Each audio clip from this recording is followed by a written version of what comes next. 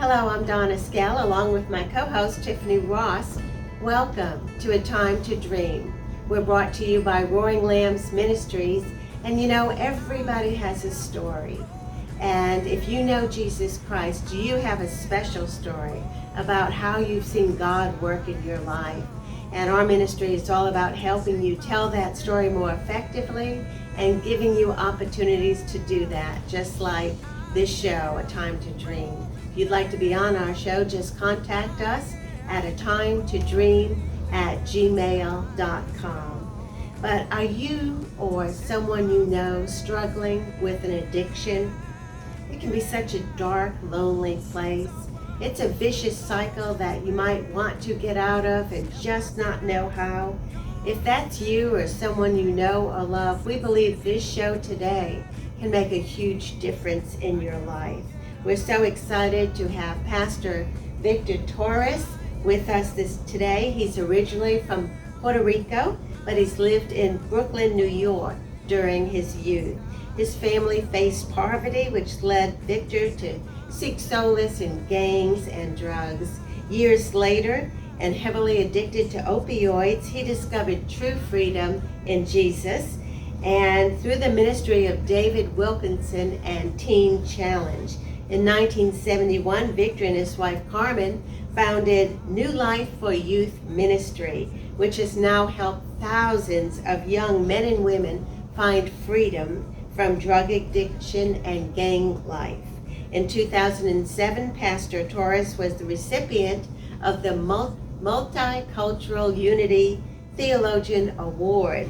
And in 2012, he received an honorary doctorate degree from the Latin American Bible Institute. Victor and Carmen also pastor the New Life International Outreach Church in Richmond, Virginia. He's authored several books, including his autobiography, Son of Evil Street, which was just recently produced into a feature-length film entitled Victor. And Tiffany and I both got the chance to see that movie. It's a great movie, one you won't forget. And last but not least, Victor and Carmen have 4 children, 11 grandchildren, and 1 great-grandchild. He now runs his ministry with his daughter Rosalinda, who's also in the studio today. So welcome to A Time to Dream. It's such an honor to have you on our program, and your life really portrays a movie, so it's no surprise that one was made. Let's go back to the beginning, and can you share with us what life was like for you first in Puerto Rico before your family moved to Brooklyn, and then what brought you to the U.S.? Well, thank you, Donna and Tiffany. It's a real joy to be here with you to share the love of Jesus and how powerful His love really is. But my life goes back. I was born in Puerto Rico. Didn't live long there because at the age of 7, my parents decided to move to the mainland, to New York City, in search of the American dream. And of course, soon that American dream turned into a nightmare. So I didn't really have much of a life in Puerto Rico. As a child, I do remember some things. I remember my father had a small business, and my mother was just at home. But they were a typical family looking for happiness and success in life. There was not much church going that I can remember. Even when we moved to New York, there was no church at all. So Victor, your family moved to Brooklyn, and like you said, the American dream, many who would come to the States looked for that. And though your parents struggled financially for quite a time, what was that like for you growing up? Was it many years of financial struggle? Well, it was tough.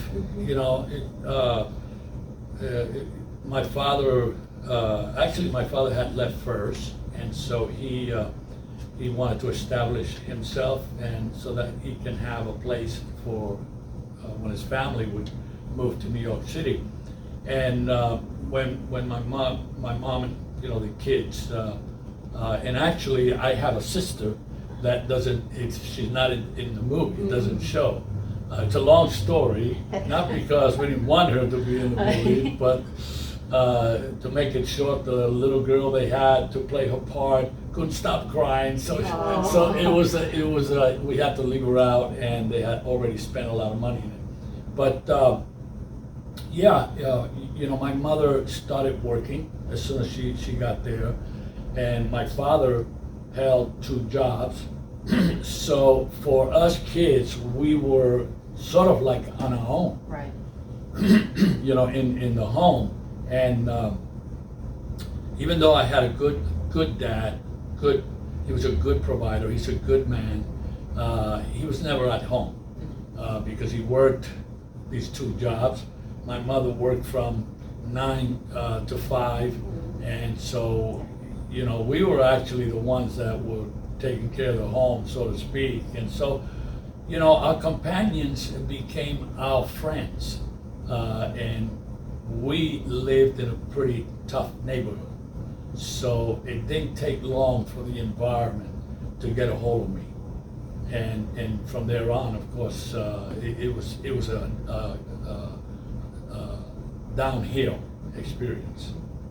Yeah, your parents sound like great people, and they did the best they could to raise you, and your dad was busy providing for you.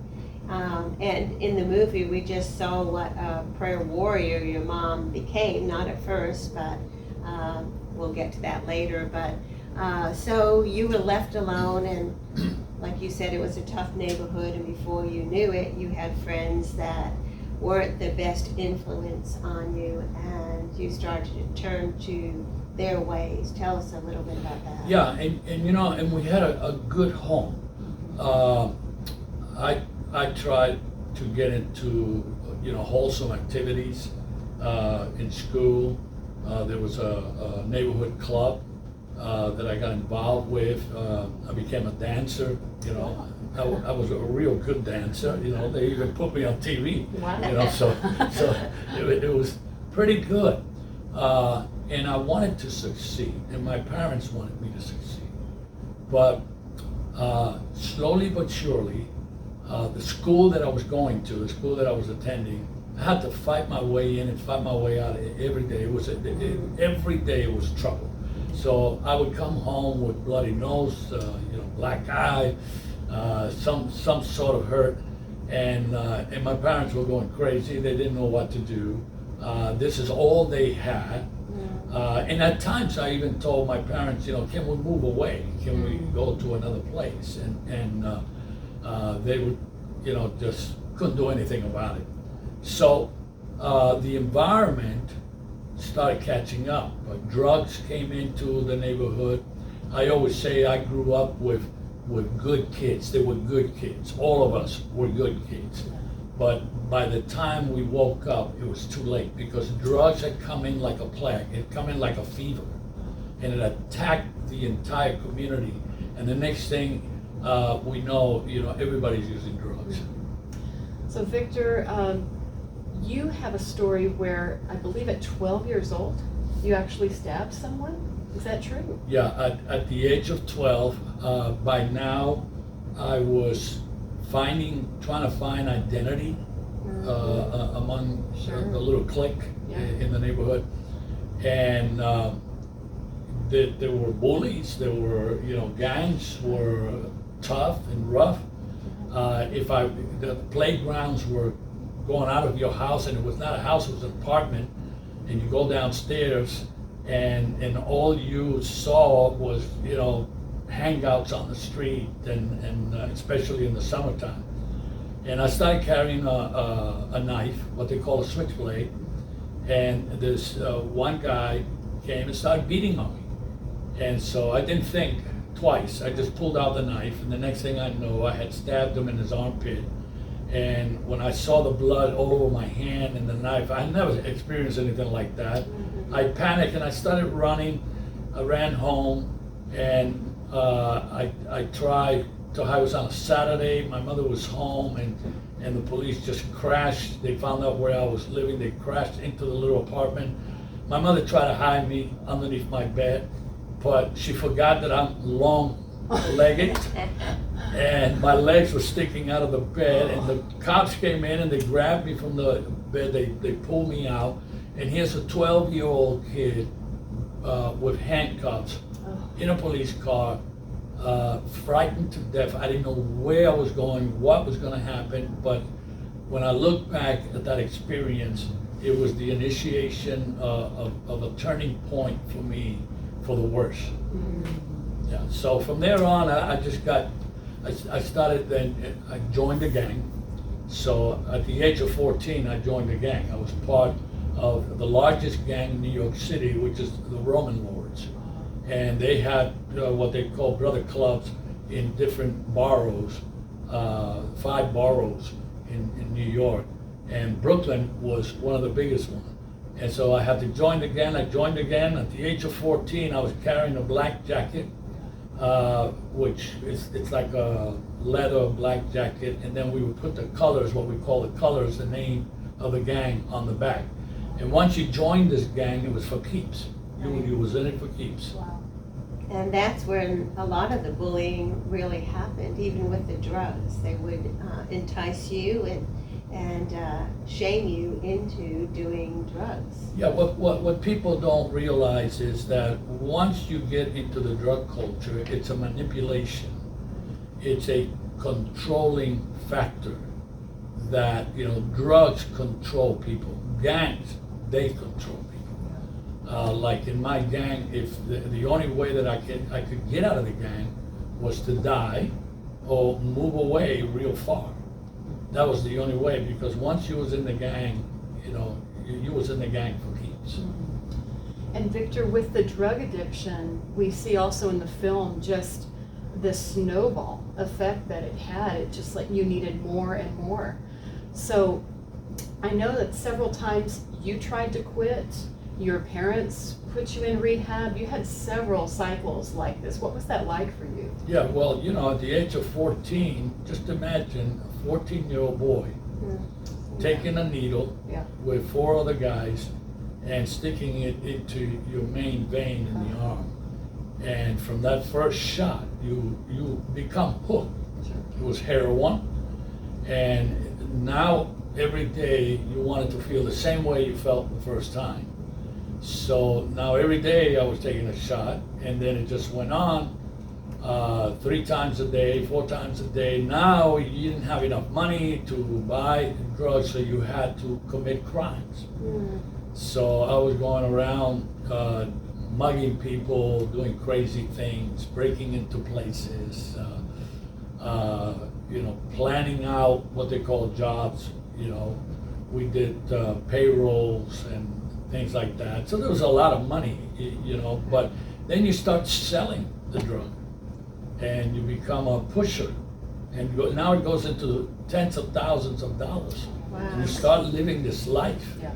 And it's like you don't have brakes. You can't stop. And then it got real bad to the point where I knew that even if I wanted to change, I couldn't change. I used to go to bed literally weeping because I didn't want to be this way no more.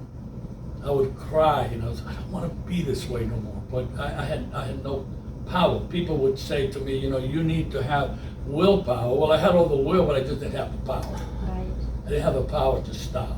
And then so, my parents, they began to look for places where they can take me to be helped. I was in rehab programs in New York City, Metropolitan Hospital. I became one of the first drug addicts to go into what they call the methadone program. Methadone was not out. And so I became, sort of like a guinea pig for this program. And they put me on the methadone program for 21 days. I left the hospital, but now, sure, I was not hooked on heroin anymore, but now I was hooked on methadone. So the first day that I got out, I just went back to drugs again. And now it got deeper. Now I'm overdosing. My mother finds me practically dead in the bathroom several times, on the streets. If I pull my sleeves up, I still have the scar of the times that I shot into my arms, and especially my vein on my left hand side was ripped because in a panic in the dark I used a needle that had a dent in it, and when I pulled it out it had grabbed my vein, and I was dead. I was dead at that moment. And if it would not have been for the guys that were with me who, pulled me through. But that, it just becomes a very desperate life. Yes. Right. And you may not be hooked on heroin, but the story's the same. Things that have power over you. Maybe alcohol, it may be marijuana, it may be cocaine, it may be something like that. Stay around because the solution's the same for everyone. And God looked down on Victor, and he knew who Victor could become. And I think it was the Lord that sent this young man into his neighborhood. And this young man took a bar and transformed it into a little neighborhood church and became a staple in that neighborhood. And at first he didn't have a lot of effect on you, but over time this young pastor did have an impact on your life, right? Yeah, David Wilkerson started a spirit revolution because he was a daring young pastor from the hills of Pennsylvania. God called him to the city. My mother found out about him, and so, my mother was the first one. Now, when I was in my drug life, in the process of that, my mother got saved. So she gave her life to the Lord Jesus Christ and started going to church, and she would preach to me all the time, you gotta come to Jesus. I didn't want nothing to do with her religion. But my mother was determined, and that's how she found out about David Wilkerson. And of course David Wilkerson would come into my neighborhood to preach. He would stand on street corners and preach, and we would actually throw bottles at him. Eggs. There were no rocks, but there were, we would get beer cans, and throw them at him. But he caused an impact in Brooklyn, in New York City, and when my mother found out about his ministry and all this and what was happening, that's when she took me to the center, and that's where that was the beginning of a brand new life. Yeah. Now she preached at you a little, but she prayed for you a lot. At least in the movie. Oh, she was a prayer warrior. Yes. Yeah, my mom was. She went on a journey, determined. She had a mission, and she would get into a small closet at the house. I would walk into the house high on drugs, 3 o'clock in the morning. Everybody would be asleep, and I would hear this voice, this broken voice, and it was coming out of this little this little stand-up closet. It wasn't a walk-in closet, it was a stand-up closet. She would back into the closet, shut the door, and be there for an hour or two praying, and I would hear this, it was my mother praying, and I would open the door, abruptly. I would curse at her, say, "You're crazy, you don't know what you're doing, stop doing this." And she would just face me. My mother was very, short, and so she would just look up to me and point her finger at me, and she would say, "Son, I know that you don't understand right now what's going on, but I want you to know that God has a plan for your life, and I'm going to pray that He's going to change your life." And not only that, she would prophesy to me, because I didn't know that then, but she would say, "You are going to be a preacher for Jesus." Wow. And I would say, "Mom, you're crazy." At one point, I opened the door abruptly, and she fell to the ground, and I was blind, totally blind on drugs, didn't understand what was going on. But she was determined that God was going to change my life. And then who would have told the story of what God had in mind? So the first step is really, if you have a child that is on drugs, pray. Yes. Even if you can't get his attention, even if you can't witness to him or preach at him, start praying. Start praying every day that God would help him become the person that He created him to be. because that will not go unheard. God will hear your prayers, and in His perfect timing, He will reach down and do something that would help get the attention of the person on drugs. How did God get your attention? Well, one day I walked into the house and my mom and my dad both said, we're going somewhere. We're going to take you to this place that's going to help you. I thought they were talking about a clinic. And when I got there, it was the home that David Wilkerson had opened up. And they told me that it was a Christian program, and so I wanted to leave. I looked around, I saw these guys with Bibles, and in their hands and all that. I just wanted to cut out.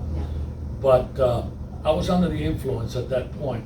I had already taken my fix. And so they started talking to me and told me that if I were to stay there, that they could help me. And so I gave it a chance, primarily because of my dad and my mom. So I'm gonna try this. And that night I got sick because they didn't give you anything for the pain. Right. When you have to withdraw from drugs, you go crazy, your body's shaking and all this. And so that night I went through a living hell, and the second night and the third night, and by the third day, which is by the first 72 hours, that's when you really, really are at the peak of your detox. And I decided this is not for me, I'm gonna leave. And just as I was leaving, this young man stops me at the door, and he starts preaching to me. And he says, man, you've given everything a try, why don't you give, Jesus a try? And I said, you're crazy, man, this is not for me, And he left me there, but suddenly, I began to think about what my mother used to preach to me, and what I was listening to, David Wilkerson, what he would preach. And I decided to go back and walk into the little room they called the chapel. It wasn't any bigger than this. It was just a little room with a cross there. And I just got on my knees. I fell to my knees, and I had never done this before. And I said, God, if it's true, what these people are saying and what my mother has preached to me, please change my life. I just broke down, and I was broken, totally broken. And I told God I didn't want to live this way any longer. I said, God, if you can do this, if you can give me a new mind and a new heart, please come into my life. I want to change. And suddenly I just started to feel this peace, this overwhelming peace that came into my heart. And I didn't feel like it was lightning or anything like this. It was just a peace that came into my heart. And I just knew right there that Jesus Christ was real, that what my mother was preaching to me all this time was real, what David Wilkerson was preaching to me was real. And when I got up to my feet, I just knew that I had found the answer. I knew that I was a brand new person. And how I knew it was because the following day I had no desire whatsoever to get another shot of heroin. And from there on, my life just exploded. For sure. Wow. Oh, Victor. And friends, do you hear that? Right. God is real. His power is real. His saving grace is real. He can take someone strung out on drugs who thinks there's no hope. And just as Victor said, the desire for the drugs was taken from him. He surrendered. And Victor, you took that calling so seriously on your life, and we're so grateful you have. You have served the Lord in ministry now for decades. You've gone into inner cities helping youth get off drugs and get out of gangs. Would you share with us some of the ministries you've been involved in, you and your wife, Carmen? Sure. From there on, God just, went to Bible college and met my wife there. We went back to New York the same week we got married. We graduated this week. The following week, we were in the streets of New York preaching the gospel together with David Wilkerson on the streets, back to my neighborhood. And then God called me to take it to the whole world. And so we started traveling. We've been to about 38, 40 countries in the world. But then he led me to Richmond, Virginia on a speaking engagement. Never left Richmond, out of all places, the capital of the Confederacy. Never been in a place like that. but there were kids there that needed Jesus. There was a lot of religion, a lot of religion. It seemed like there was a church on every street corner. But God said, "This is where I want you," and He put a vision in my heart to open up a home, just like David Wilkerson did. And we opened up a home. First, we started taking people off the streets into our own home. And then when my kids started to come, we officially went out and got a home.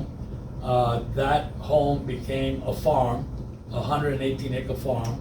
And then from that home, we opened up other homes. We opened up a man's home, a woman's home. And then God raised my daughter, Rosalinda, to be my assistant. And today she's the executive director. So who would have told me that I was going to have such a great daughter to do that? But all my kids, they were raised in this ministry of helping people. They shared their table, their breakfast, lunch, dinner with strangers from the streets. Today we have had over 20,000 young men and young women go through our doors. Wow. We have, 20,000. not long ago, a year ago, they showed, my movie was out, and this young lady saw the movie. She went home, and she got on her knees and asked God to help her, and she just graduated not long ago. And she actually tried to commit suicide. She couldn't take the kind of life she was living anymore. And she gave her life to Jesus. And every time we see something like that, that's what it's all about. Right. To see lives change and to know that He can do this for anybody. It doesn't matter how desperate you are or what your addiction is, because there are all kinds of addictions. Jesus Christ is real, and He will change your life if people would just give Him an opportunity, a chance to come into their hearts. And so our ministry today has reached just tens of thousands. I say, millions, because we have traveled the world. The movie now is doing tremendous because God is using it to touch lives that we don't even know about, of what's happening. So it's been a tremendous blessing to serve God in this form. And I feel today as Caleb. I feel that I am as young as I was when I started this, because both Carmen and I and our family are determined, we're committed to reach out to the lost as much as we can. And so I want to shift a little bit to the movie. How you, Son of Evil Street was your autobiography. And so how did it come about? I mean, your life it plays like a movie, so it's understandable that one was made. So how did that come about, that the movie was made? Well, it's a very interesting point in my life, because I had already written the book, and about 5 years ago, David Wilkerson passed away. He was in a car accident, and the Lord took him. And so my wife and my daughter Rosalinda and I were invited to his personal viewing, to the funeral service, but the family viewing. And we were there in the room, and the casket was right there, the coffin. And I was standing in front of David Wilkerson, and suddenly I just broke. I went up to the body, and I put my hand on his hands. And I just thank him for being obedient to God. I thank him for his obedience, because I knew that if it would not have been for his obedience, I would not be alive today. And as I was doing that, I didn't realize that his younger son was standing next to me, Greg. And so I put my arm around Greg's shoulder, and then we retreated. We sparked a conversation, and I didn't know that he was doing movies, that he was doing films. And so we started talking about it, and I said, "Where are you staying?" So we found out we were staying in the same hotel, and we had breakfast that morning. Next morning, I brought him a copy of my book, and he said, "I'll take it, I'll read it." And that was it. And the next 2 weeks after that, I got a call from him.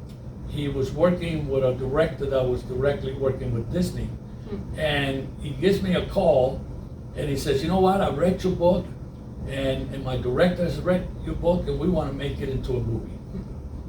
And I just thought it was an amazing thing, you know. So I got all excited about it. But I always say that my movie was born with the death of David Wilkerson as a sign that your legacy never ends.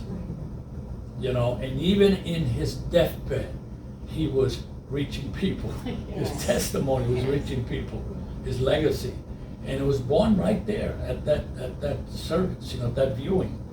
And Greg did a great job. He took it upon himself and produced this movie in Hollywood, which was an amazing thing because it was the first faith-based movie done in a Hollywood studio. And God gave us a breakthrough there, where then the movie became a reality. It's just become a great blessing.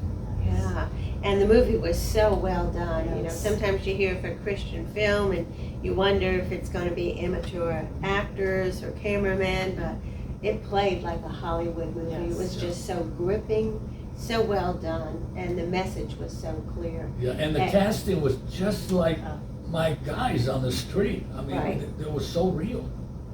And the young boy who played your little brother, he was just so adorable, and so it was great. So, Victor, you told us prior to taping that you have traveled all over the world, reaching people for the Lord, and in prisons, and there's cartel. Would you share with us just what that has been like for you? It's been amazing, the ministry God's given you in your life. It's truly been a journey of the power of Jesus' love. To go into these countries, we've been into places that were very tough.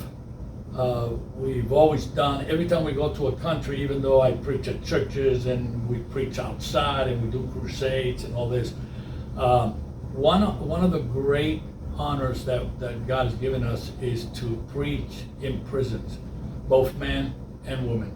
And so when we go into prisons, God uses it tremendously. And lately, in the last few years, when we've been able to go to prisons, there has been a tremendous move of the Holy Spirit where, you know, I mean, just walking in, the last prison we were in, it literally looked like the Pirates of the Caribbean.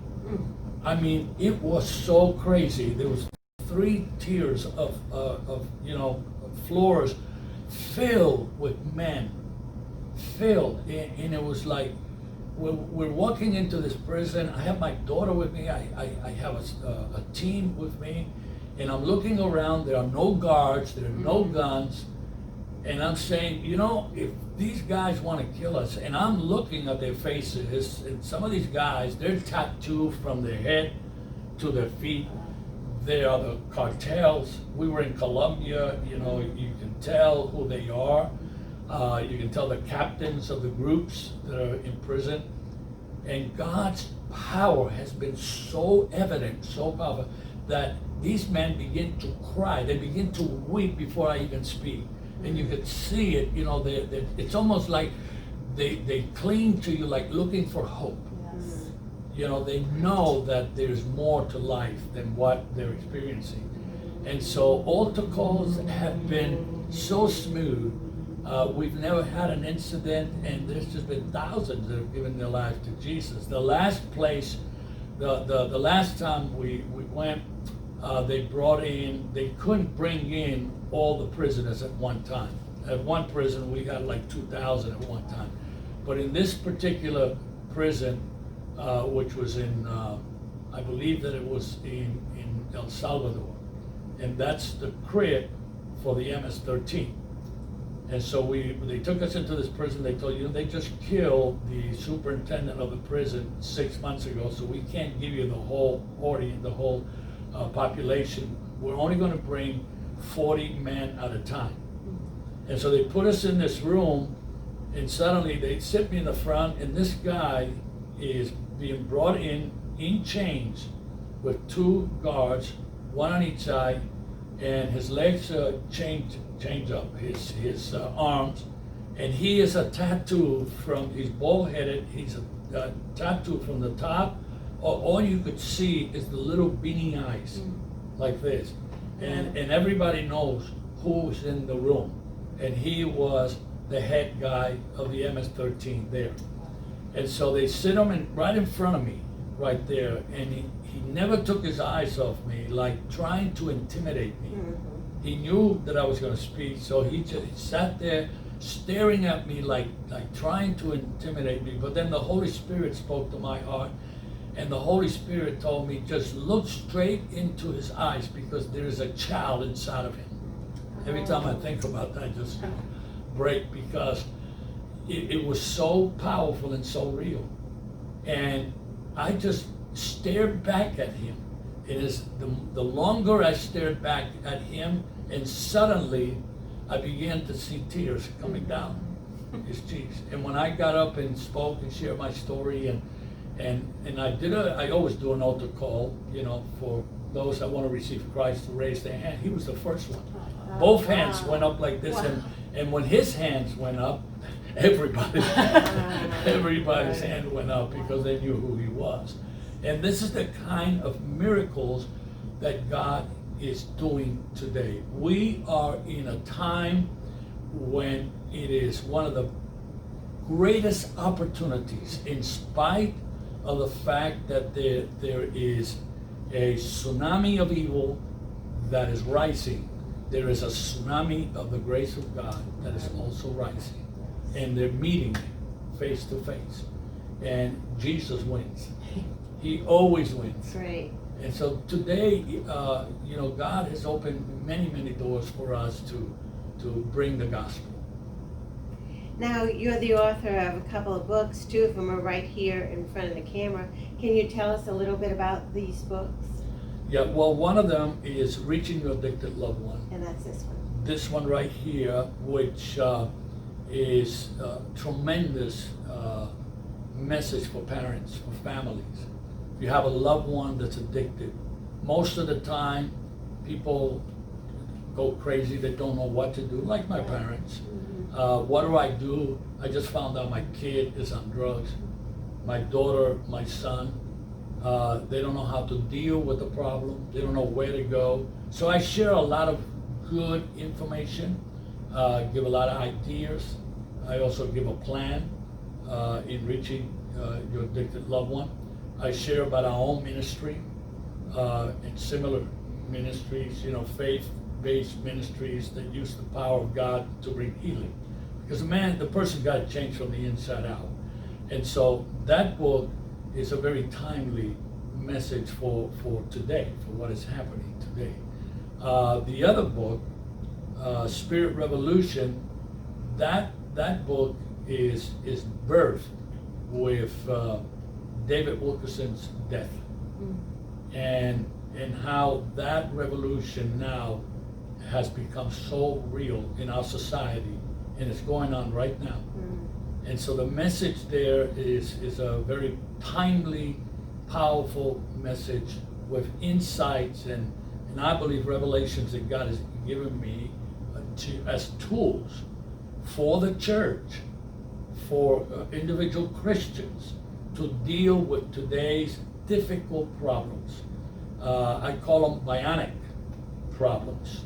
They're so powerful. You sit in front of a person as a counselor or pastor or leader, and you're trying to help this person, and you just sit there just stunned with what you're hearing. And sometimes really you don't know where to go, what to do. And this is the kind of anointing that God is bringing today to the church, so that we will be able to have victory and take charge with authority over these complicated modern day bionic problems, and through the power of the Holy Spirit. And it's a call to an awakening that we have already been given the answer. We've been given the power to deal with these problems, you know. And I'll use this little illustration. A judge who came to one of our homes one day, and he was wondering why he was not seeing some of the individuals that he would send to our home for help. They were not repeating their crimes again. They were not coming before his bench. And so he wanted to know more about this organization. You know, what is it that they use? I don't see these guys and these girls here anymore. And on his own, you know, one day he just came and happened to be in my office, and he came in and he's introduced himself, and we knew who he was because he was a famous judge in Richmond. And so he said, I want to know about your program. You know, what is it that you use in this program? And I know that he was looking for the psychologist, the psychiatrist, the doctor, and so forth, which that's fine, but I said, that's not who we are. And if you would just give me a minute, Your Honor, and I got a Bible and a copy of our curriculum, and I put it inside the Bible. I said, let me have your hand. I put it in his hand, and he's looking at me like, what are you doing? And I say, well, with all respect, Your Honor, this is what we use. We use the Bible. And he was shocked. But he was so blessed and so taken in that before he left, he made a donation. So I thought that was great. Yeah. Yeah. It makes me think of that phrase, you know, what's old is new again. And we talk about the Bible now, in this day and age. It seems like so many people are even unaware of what's in it. And my husband just read a statistic to me just the other day. During these last 6 months of COVID, alcoholism is up 55%. Mm-hmm. That might even be low. And I know that you don't have to be a gang member, you don't have to be, you know, homeless, strung out on the street. There are suburban moms who might be addicted to alcohol right now, opioids, and are hiding it. And if that's you, there is hope for you. You do not have to hide. There is freedom in Jesus, like Victor has found. And so, would you share with us in these final moments, Victor? We would love to have hours with you. You've lived such a full life and God has done so much. Would you share with our listeners some things you really want them to take home today? Well, one word, it's called hope. There is hope. And the Bible tells us that Jesus is the hope of glory. And his hope is in all of us. You know, there is hope. It's not just drug addiction, but gambling, and as Tiffany was saying, you know, drinking, sex. It can be anything. Pornography. It can be anything. Any power that controls your life is wrong. It's evil, because its intention is to destroy you, to destroy the person, to destroy the God-given purpose for being. And so I want to say, you know, to your listeners today that there is hope. There is hope, and it's so simple. You know, one of the scriptures that I use in my book, Spirit Revolution, is Luke 4:18, where Jesus said, the Spirit of the Lord is upon me because he has anointed me to preach the gospel to the captive. You know, to set the captive free, to heal the oppressed. And this is what Jesus Christ does. And God happens to people. He will happen to you if you just open your heart and give him a chance. Just give him an opportunity and ask him to come into your life. Just like I did when I was on my knees. I was not a religious person. I was not a church-going person. I didn't even know how this thing was going to work. But I asked Christ to come into my life. And when I did, he came into my life. And I don't know how you're listening, watching this program, but you can turn to God right there where you are. You can just ask Jesus Christ to come into your life. Say, Lord, come into my life. Heal my life. Heal my heart and my mind. Come into my soul. And just ask him right now in the name of Jesus Christ, and he will come into your life. and He will change your life. I promise you that if you ask Christ to come into your life, He's going to come into your life and He's going to change your life. That's great, and it is our hope and prayer that you did just that today. You've probably spent too much time trying to do it on your own. And you know, the good thing about asking Jesus to come into your life is you can give up trying. He will take away the desire, just like He did with Victor. He'll do the hard work for you, and He'll give you a vision. He'll give you a picture of the life that you could have, and it's so much better. So thank you so much for being on Thank you, Time Don. to And I Dream. also want to say that if there's someone listening that needs the program, Yes, could please. be male or female, 18 years and over. So even though it's called New Life Youth, it's actually New Life for adults and youth. So if you have a drug problem and you feel like you need help, we are here to help you. And we're just a telephone number away, or they can go to our website, which is New Life. Newlife.center. Right.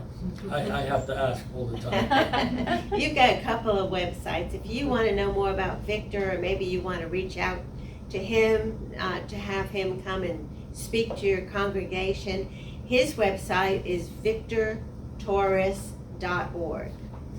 His ministry is newlife.center, and his church in Richmond, Virginia is newlife1.org. And if you want to call him, you want to give your phone number? Yeah, They can even call you. Yeah, the area code is 804 276-6767. That's easy. 276-6767. Yeah, I'm glad for that telephone number. Yes.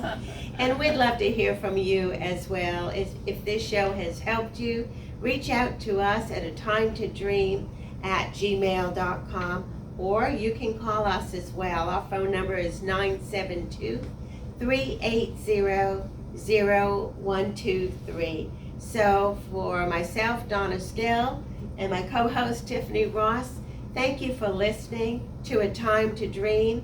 Have a great week. Keep dreaming, and may God richly bless you.